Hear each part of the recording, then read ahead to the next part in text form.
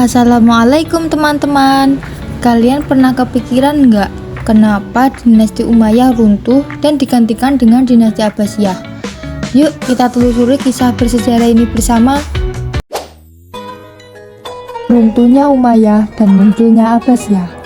Sebelum dinasti Abbasiyah berdiri, dunia Islam dipimpin oleh dinasti Umayyah. Tapi kenapa kekuasaan besar itu akhirnya runtuh?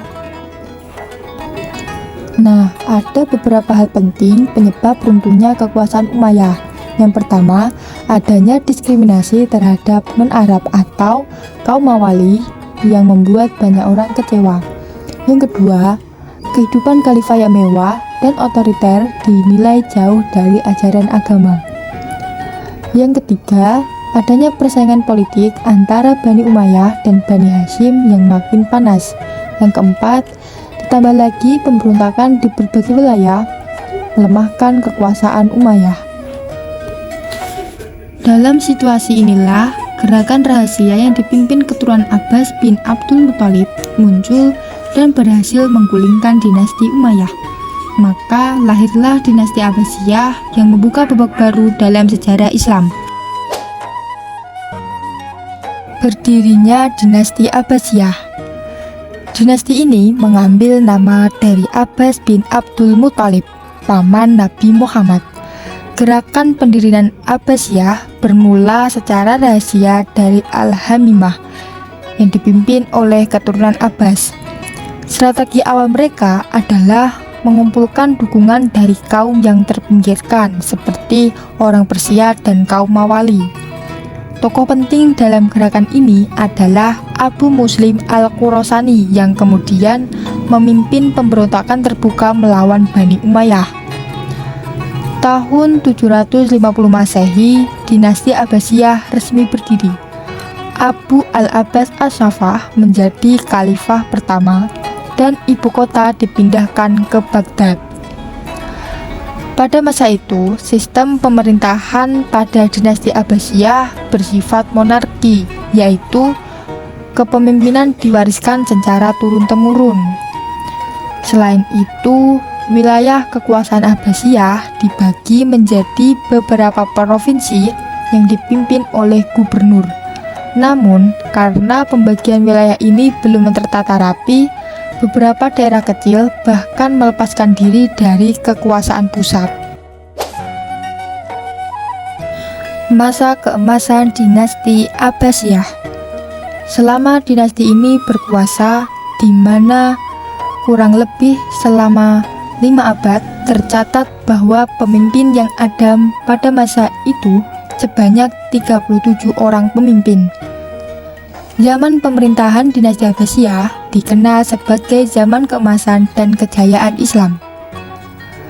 Beberapa khalifah yang berperan penting dalam dinasti Abbasiyah yaitu ada yang pertama Abu al-Abbas As-Saffah, yaitu pada tahun 750 Masehi hingga 754 Masehi. Yang kedua Abu Ja'far al-Mansur, yaitu pada tahun 754 Masehi hingga 775 Masehi. Yang ketiga ada Harun al-Rasyid, yaitu pada tahun 786 Masehi hingga 809 Masehi. Yang keempat ada Abu Ja'far Abdullah yang berkerak al-Ma'mum pada tahun 813 Masehi hingga 833 Masehi. Kemudian kota Baghdad berkembang menjadi pusat peradaban dunia. Disinilah lahir para ilmuwan besar yang membawa kemajuan luar biasa. Salah satu pusat intelektual yang paling terkenal pada masa itu adalah Baitul Hikmah yang dibangun oleh Khalifah Harun al-Rasyid. Tempat ini berfungsi sebagai perpustakaan, pusat penerjemahan, sekaligus tempat diskusi para ilmuwan lintas bangsa dan agama. Dinasti Abbasiyah juga dikenal lebih terbuka terhadap bangsa lain dan non-muslim, yang membuat perkembangan ilmu pengetahuan dan kebudayaan semakin pesat. Perkembangan pada masa dinasti Abbasiyah. kemajuan ilmu pengetahuan. Dalam bidang kedokteran, Ar-Razi dan Ibnu Sina mencatat sejarah. Di bidang matematika, Al-Khawarizmi memperkenalkan sistem aljabar. Di bidang ilmu tafsir dan fikih, muncullah nama besar seperti Al-Tabari, Abu Hanifah, dan Imam Syafi'i. Bahkan dalam tasawuf, Al-Ghazali dan Al-Qushairi memberi warna spiritualitas yang dalam bagi dunia. Kemudian pada bidang politik dan pemerintahan, Abbasiyah menegakkan stabilitas dengan merangkul berbagai etnis dan membentuk birokrasi yang kuat. Mereka juga menghapus sistem kasta peninggalan Umayyah dan memberi peluang besar kepada non-Arab. Pada bidang ekonomi dan perdagangan, letak Baghdad yang strategis menjadikannya pusat perdagangan internasional. Pertanian maju pesat berkat irigasi dan bendungan. Abbasiyah juga mengembangkan industri kertas yang sebelumnya berasal dari Cina. Pajak tanah diatur secara sistematis melalui sistem al-muhasabah, al-muqasamah, dan al-muqatta'ah. Pada bidang sosial dan budaya, asimilasi budaya menjadi ciri khas dinasti Abbasiyah. Masjid-masjid megah dengan arsitektur indah dibangun. Salah satunya Masjid Agung Samarra dengan menara spiralnya yang unik.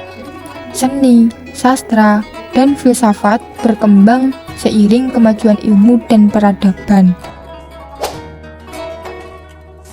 Masa kemunduran dinasti Abbasiyah. Namun, kejayaan itu tidak bertahan selamanya. Seiring berjalannya waktu, dinasti Abbasiyah mengalami kemunduran. Menurut para ahli, penyebab kemunduran dinasti Abbasiyah yang pertama menurut W. Montgomery Watt, ia menyebut faktor wilayah terlalu luas, ketergantungan militer, dan krisis keuangan.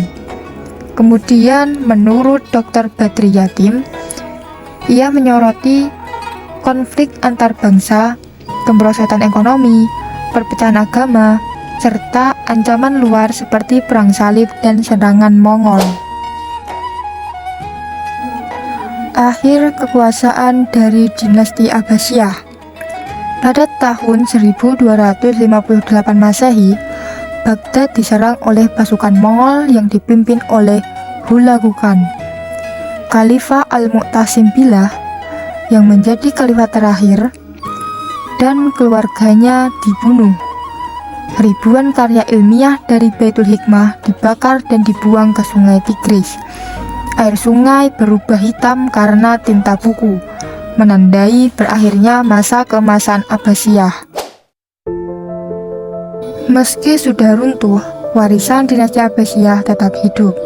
Ilmu pengetahuan, budaya, dan nilai-nilai keadilan yang mereka bangun menjadi dasar kemajuan dunia Islam dan peradaban manusia hingga hari ini.